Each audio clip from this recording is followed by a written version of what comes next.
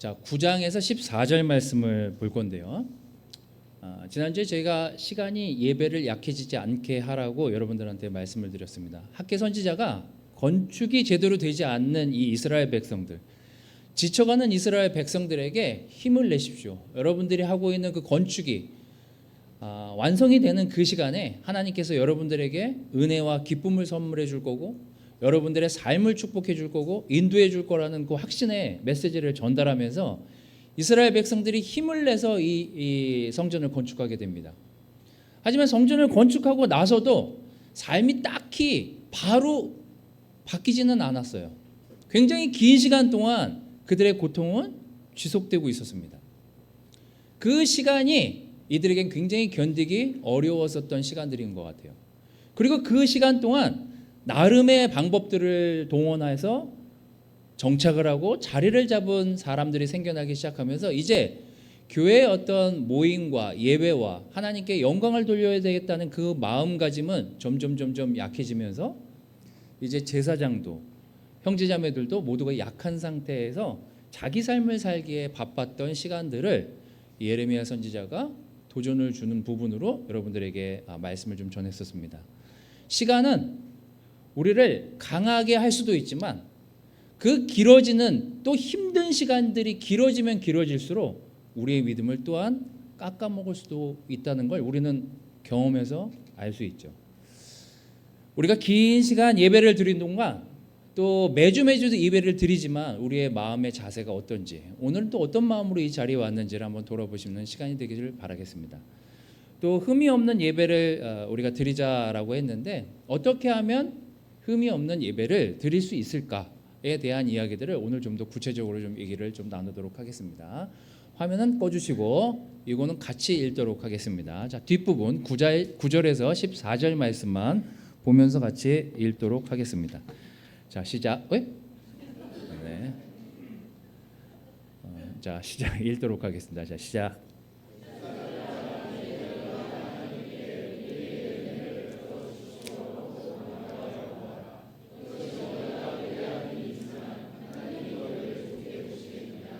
나 만군의 주가 말한다. 너희 가운데서라도 누가 성전문을 닫아 걸어서 너희들이 내 제단에 헛된 불을 피우지 못하게 하면 좋겠다. 나는 너희들이 싫다. 나 만군의 주가 말한다. 너희가 바치는 제물도 이제 나는 받지 않겠다. 해가 뜨는 곳으로부터 해가 지는 곳까지 내 이름이 이방 민족들 가운데서 높임을 받을 것이다. 사람들이 내 이름으로 분향하며 깨끗한 제물을 바칠 것이다. 내 이름이 이방 민족들 가운데서 높임을 받을 것이기 때문이다. 나 만군의 주가 말한다. 자, 여기 어떤 분들의 나눔 속에 하나님이 그럼 제물은 안 받으시고 사람을 원하십니까? 라고 이제 물어보신 분이 계십니다. 맞아요, 틀려요? 라고 물어보면 여러분들은 혹시나 틀릴까 봐 대답을 안 하겠죠. 하나님은 제물을 얘기하고 계시지 않습니다. 하나님이 집중해서 우리의 예배에 가장 중요하게 생각하는 그것이 뭐냐면 가지고 오는 우리의 물건이 아니라 가지고 오는 여러분의 생각과 마음이 중요하다라는 얘기예요. 이 내용을 어디 담고 있는지. 자, 9절에 우리가 지금 보고 있는 현대인의 성경 말고 세번역 성경을 보면 제사장들아 이제 너희가 하나님께 우리에게 은혜를 베풀어 주십시오 하고 간구하여 보아라. 이것이 너희가 의뢰하는 일이지만 하나님이 너희를 좋게 보시겠느냐라고 제가 하면서 NIV 영어 성경을 가지고 왔습니다. 자, 저기 보면 오퍼링, 제물을 누구 손으로? 우리의 손으로 드리는 거죠. 자, 근데 그분이 뭘 받아요? 물건을 받아요? 사람을 받아요? 유를 받잖아요. 여러분이 가지고 오시는 헌금 물론 좋죠. 여러분이 가지고 오는 뭔가 형제자매들을 위한 마음 좋죠. 하지만 하나님이 받으시려고 하는 거는 여러분이 가지고 오는 물건, 헌금, 뭐 기타 등등 여러분이 마음으로 온 마음으로 준비한 어떤 재물 이걸 얘기하는 게 아니라 여러분 자신이 하나님께 예배자로 나오기를 하나님이 원하십니다. 그래서 우리가 마음의 준비를 하고 예배를 나오는 것이 중요하다라는 게 지난주 포인트였습니다. 자, 당신의 손으로 드리는 그 제물을 가지고 나오는 나의 자세가 어떤지에 대한 이야기예요. 오늘 여러분들은 얼마의 헌금을 하셨습니까? 제가 알 수는 없지만 여러분이 드린 과거에 헌금을 잘 생각해 보십시오. 제가 이제 이 레슨을 준비하면서 언제 내가 드렸던 그 헌금이 나를 기쁘게 했나? 언제 내가 드렸을 때 내가 정말 너무나 행복하고 기뻤나? 이런 생각을 했어요. 언제가 여러분들은 기뻤나요? 하나님께 헌금을 드릴 때 언제가 기뻤습니까? 저는 이제 설교를 이거 말씀을 준비하면서 제가 아주 영크리스찬 때 너무 기쁜 나머지 헌금을 하고 그 바구니에 담는 그 시간에 야, 이렇게 행복할 수가 있다니, 내가 무언가를 드리는 것에 대해서 이렇게 행복해할 수 있다니라는 생각을 하면서 헌금한 적이 있어요. 바로 그런 거죠. 우리의 액수, 우리가 뭐 돈을 많이 벌어서 수천만 원을 헌금하면 하나님이 기뻐하실까? 물론 하나님이 기뻐하실 수도 있죠. 교회도 기뻐할 수 있죠. 하지만 이때 이 시기에 그 사람들의 환경을 우리가 되돌아보면 하나님은 오늘 우리에게 어떤 마음을 갖고 예배에 임하시기를 원하는지를 알 수 있습니다. 제사장도 먹고 살기 바빴어요. 형제자매들도 먹고 살기가 바빴어요. 그래서 기준이 전반적으로 다 내려갑니다. 그래서 서로가 거래를 해요. 예배가 아니에요, 더 이상. 흠이 있는 재물을 가져온다 하더라도 이것마저 내가 물리치면 난 어떻게 먹고 사나? 라는 생각을 제사장들이 하게 되고, 멤버들은 내자니 아깝고 안 내자니 찜찜하고, 그래서 여기서부터 타협이 이루어져요. 그럼 어떻게 돼요? 누이 좋고 매부 좋고 님도 보고 뽕도 따고 도랑치고 가지 잡고 온갖 속담이 생각나는 거죠. 이런 예배가 전반적으로 약해지면서 교회가 힘들어진 거예요. 오늘 우리는 어떻습니까? 우리가 좀 잘 먹고 잘 사는 지역에서 또 그만큼의 생활력을 갖춘 환경에서 예배를 드리고 있습니다. 너무 가난해서 며칠 굶고 오늘 예배 오신 분은 없으실 거라고 제가 믿습니다. 그런 세상에 우리가 살고 있어요. 하지만 오늘 나오는 우리의 마음의 자세가, 매주 드려지는 예배에 우리의 나오는 태도가, 그래서 하나님이 보시기에는 눈여겨보실 수밖에 없는 거예요. 이미 줄 건 다 줬고 가질 걸 다 갖춘 상태에서 지금 이 자리에 예배를 나오고 있기 때문이에요. 그래서 우리 지난주에 읽었던 예레미야 7장 2절 4절, 그들에게 예배를 드리러 성전에 나오고 있는데 성전 앞에서 예레미야가 그들에게 경고 주는 얘기에 정답이 실려 있습니다. 이걸 같이 읽어보도록 하겠습니다. 시작. 모든 유다 사람에게 주님의 말씀을 큰 소리로 일러주라고 하셨다. 나 만군의 주 이스라엘의 하나님이 말한다. 너희의 모든 생활과 행실을 고쳐라. 그러면 내가 이곳에서 너희와 함께 머물러 살겠다. 이것이 주님의 성전이다, 주님의 성전이다 하고 속이는 말을 너희는 의지하지 말아라. 여러분, 적어도 여기 나오기 전에 그래도 내가 지난주에 혹여 누군가를 마음이 아프게 했다면, 혹여 내가 죄를 지었다면, 누군가에게 미처 내 마음을 털어내놓지 못했다라면 마음이 준비가 안 돼서 그냥 돌아가라는 얘기가 아니에요. 좀 바깥에서라도 기도를 하고 마음을 좀 다듬고 내가 오늘 하나님께 예배드릴 준비가 되었나? 나는 오늘 하나님 앞에 나아갈 마음의 태도가 되었나? 정도까지는 우리가 기도하고 이 자리에 참여해야 되지 않을까라는 생각이 들었습니다.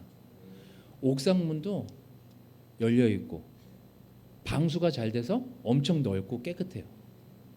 그래서 여러분 틈날 때마다 이 근처에서 인근에서 여러분들의 마음에 잘 준비된 상태에서 이 하반기의 예배가 하나님이 보시기에 우리의 마음이 우리의 생각과 태도가 정결하게 예배로 나타내어지면 너무 감사하다는 생각이 들었습니다. 두 번째는 주님께 진실된 나를 드리는 거예요.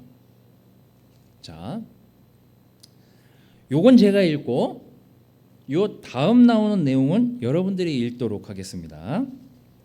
요거는 제가 세번역 성경에서 가지고 왔고 다음 성경은 원본에 많이 가깝게 번역이 됐다는 공동 번역 성경으로 가져왔습니다. 자, 이건 좀 제가 읽을게요. 너희는 또 이 얼마나 실증나는 일인가 하고 말하며 재물을 멸시한다.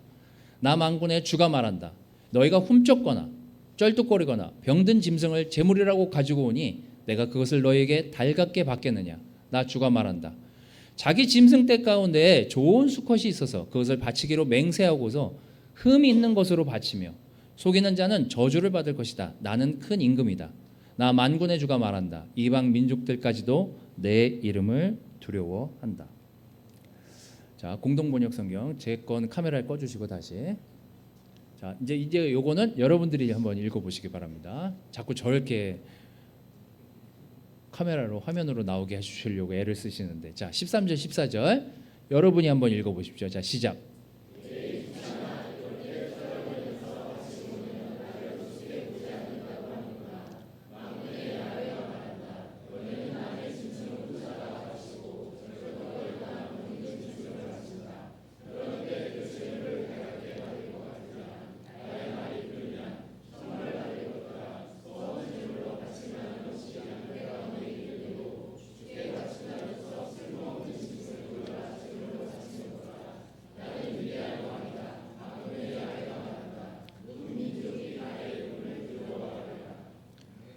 자 여기 이제 두 가지 포인트가 나옵니다. 자 지금 저기 검은색으로 두껍게 쓴 글씨에 보면 서원 제물을 드릴 때라고 이제 기술하고 있습니다. 우리가 아는 절기가 뭐가 있습니까? 아는 절기 한번 얘기해 보세요. 유월절 유명하죠. 또 77절, 부활절, 초막절. 예수님이 오시기 전이에요. 네. 서원 제물은 옵셔널입니다. 이거는 꼭 지켜야 되는 절기가 아니에요. 우리가 서원 기도를 하죠. 하나님, 제가 하나님하고 개인적으로 이런 기도를 하면서 약속을 하겠습니다. 이런 서원 기도 들어보셨겠죠? 이때 당시에 서원 제물이라는 게 있었습니다. 이 서원 제물은 내가 곡식을 가져오든 뭘 가져오든 어떤 걸 내든지 간에 내가 하나님께 약속한 것들을 드리겠다라고 개인적으로 하나님께 드리는 예배를 말합니다. 자, 이 전에 또 하나 힌트가 있습니다. 자기 짐승 떼 가운데 제가 지난주에 흠없는 제물에 대한 이야기를 했지만 자기 짐승 떼 가운데 좋은 수컷이 있어서 그것을 바치기로 맹세하고도 흠 있는 것으로 바치며 속이는 자는 저주를 받을 것이다. 이렇게 이제 성경은 기록하고 있습니다. 자, 흠없는 좋은 수컷. 자, 그럼 이제 우리가 예배를 나올 때 이렇게 한번 생각을 하면서 볼 수 있는 거죠. 여러분은 흠이 없는 상태로 이 자리에 와서 앉아 계시는가요? 절대 안 되거든요, 이게. 우리가 지금 100몇십 명 여기 앉아 있지만 그럼 이제 흠이 다 있잖아요? 그럼 어떻게 해야 돼요? 집에 가야 돼요? 아니면 주차장에서 나는 예배를 드릴 수 없어. 유튜브로 볼 거야. 이러라는 얘기가 아니에요. 여러분 이게 지금 23절 14절 말라기가 지금 성경의 마지막 구약 성경의 마지막이기도 하지만 누굴 예표하는 것 같아요? 누굴 생각한 것 같아요? 예수님을 예표하거든요. 흠이 없이 희생 제물이 된 분은 신약 구약을 통틀어서 예수님밖에 없어요. 절대 우리는 흠이 없는 상태로 하나님께 나아갈 수 없다니까요. 하나님도 그걸 아셨어요. 그래서 이 말라기 선지자를 통해서 앞으로 올 무언가에 대한 예표를 합니다. 그게 뭐냐면 너희 짐승 가운데 좋은 수컷이 있어서 그것을 바치기로 맹세할 거면 면서도 흠 있는 것으로 바치고 뭐 이렇게 쭉쭉쭉 나오잖아요. 이건 이제 서원 제사를 보면 알 수 있습니다. 그래서 제가 레위기에 또 서원 제사에 대한 정리가 나와 있어요. 그래서 레위기를 한번 보도록 하겠습니다. 레위기 27장 8절에서 10절. 하나님이 얼마나 은혜로우시고 왜 예수님을 통해서 우리가 예수님을 통한 제물로 하나님께 예배를 드려줘야 되는지에 대한 내용을 이 내용 보면 아주 잘 알 수 있어요. 27장 8절에서 10절 이것도 같이 한번 읽어보도록 하겠습니다. 시작. 서약한 사람이 너무 가난해서 정한 값을 내지 못할 경우에는 바치기로 한 그 사람을 제사장에게로 데리고 가고 제사장은 서약한 사람이 감당할 수 있는 능력을 따라서 그에게 값을 정하여 준다. 그가 서약한 것이 주에게 제물로 바치는 짐승이면 주에게 바친 짐승은 모두 거룩하게 된다. 그는 그것을 다른 것과 바꾸지 못한다. 좋은 것을 나쁜 것으로 바꾸지도 못하고 나쁜 것을 좋은 것으로 바꾸지도 못한다. 이미 바친 짐승을 다른 짐승과 바꾸면 본래의 것과 바꾼 것이 둘 다 거룩하게 바친 것이 된다. 얼마나 은혜로운 하나님의 방법이에요. 설사 내가 너무 돈이 없고 가난해서 좀 흠이 있는 상태로 가져온다 하더라도 우리의 예배를 통해서 하나님이 그것을 어떻게 하신다고요? 거룩하게 다시 만드신대요. 우리의 예배를 통해서 우리의 마음을 드림으로 우리의 생각을 당신께 다시 고정시킴으로 인해서 하나님이 우리를 어떻게 해요? 거룩하게 만드실 수 있대요. 이걸 제가 어떻게 하냐고요. 여러분이 어떻게 할 수 있어요? 우리가 우리의 죄를 어찌할 바를 몰라서 예수님께 나온 거 아니에요? 도저히 안 되겠다. 내 방법, 내 뜻, 내 생각으로는 절대 이 죄를 해결할 수가 없구나. 그래서 거룩하게 해주시는 그분을 통해서 내가 나아가야 되겠다라고 결정하고 이 자리에 나온 게 우리 모두 아닙니까? 여러분, 우리는 우리 스스로를 정결하게 할 수가 없어요. 방법도 찾을 수 없고 또 나아갈 길이 없습니다. 어떻게 해요? 여러분, 오늘 여러분들이 드리는 그 예배 우리의 모습 좀 상처 있고 좀 태도가 있고 좀 문제가 있고 일이 안 풀리고 어려운 환경 속에 우리가 있다가 여기 왔다 하더라도 우리를 소생시키고 살릴 수 있는, 우리를 거룩하게 해주실 수 있는 유일한 분은 사실 예수님밖에 없어요. 그래서 우리가 우리의 죄에 대해서 이런 태도가 필요해요. 내가 죄를 졌어. 가가지고 얘기해야 되겠지. 난 좀 이걸 좀 해결하고 싶어. 그리고 이제 제가 너무 마음이 답답해서 동식 형제를 찾아가서 동식 형제한테 제가 지난주에 있었던 제 죄를 얘기를 했어요. 그럼 동식 형제가 저한테 뭐라고 하겠습니까? 뭐라고 해요? 제가 막 죄를 얘기했어요. 그럼 뭐라고 할 거예요? 왜 그랬어? 이래요? 보통은 대부분 같이 기도하자고 하거나 알겠다, 다시 그 죄를 범하지 않도록 우리 힘써서 서로 돕자, 이러고 정리가 되겠죠. 하지만 동식 형제가 저한테 효정 형님, 형님의 죄를 제가 용서하겠습니다, 이러는 순간 저 친구는 이단이 되는 거예요. 그게 아니잖아요. 내가 죄를 자꾸 내려놓으려고 하고 자꾸 정리하려고 하는 그 이유는 내 방법이 아니라 하나님의 방법대로 했었어야 되는데 내가 하나님한테 순종하지 않았구나, 예수님한테 솔직하지 않았구나, 완전히 서렌더하지 않은 상태에서 내가 예배를 나왔구나, 그걸 회개하는 거 아니에요? 여러분, 예수님이 여러분을 정죄하겠습니까? 뭘 하겠습니까? 여러분이 하나님께 나아오려고 하는 그 마음의 태도를 하나님이 무시하겠냐고요. 예수님은 여러분들이 완전히 자기의 죄와 자기의 태도와 자기의 생각과 이제껏 자기 욕심대로 해온 그것들을 내려놓고 변명은 필요 없어. 다른 이유도 필요 없어. 예수님만이 나의 주님이셔. 내가 다시 예수님 앞에서 일어설 거야. 그런 결정으로 이 교회에 나온 거 아니에요? 그래서 저는 지난주에 형제자매들을 이렇게 같이 만나서 형제들이랑 자매들 이렇게 같이 커플로도 만나고 뭐 개인적으로도 만나 시간 보내면 진짜 면면이 놀라운 형제자매들이 여기 제가 보면 전국에서 놀라운 형제자매들을 다 여기 모아놓은 것 같다니까요. 제가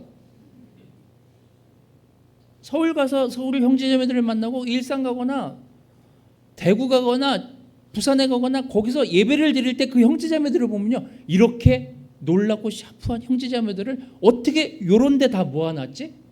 이런 생각이 들 정도예요. 그런데 어떻게 우리가 그런 놀라운 사람들이 이곳에 한자리에 모여서 예배를 드리냐고요. 예수님이 여러분들을 거룩하게 하지 않으셨다면, 저를 거룩하게 만들지 않으셨다면 어떻게 우리가 한 제자로, 한 형제자매로 이 자리에 있을 수 있었겠냐고요. 저는 우리의 타이틀, 우리의 경력, 우리의 재정 능력 그런 거 보고 예수님이 우리를 부르지 않으셨다라고 우리는 믿잖아요. 다 바꿔놓을 수 있대요. 하나님이, 예수님이 그렇게 하실 수 있대요. 너희가 서약을 어떻게 했든, 병든 양을 가져왔던, 상처 입은 동물을 가져왔던, 하나님이 바꾸려고 하신다면 다 바꿔놓으신대요. 그래서 여러분의 마음에 돌같이 딱딱한 그 마음도 우리가 깨트리지 못해서 예수님이 받아주지 못할 뿐이지, 여러분 깨트리고 나오기만 한다면 예수님은 우리를 모두를 거룩하게 하실 수 있는 능력이 있으신 분이에요. 저는 이제 7월이 되기 전에, 이제 하반기가 접어들기 전에 우리의 예배의 자세가 그랬으면 좋겠다는 거예요.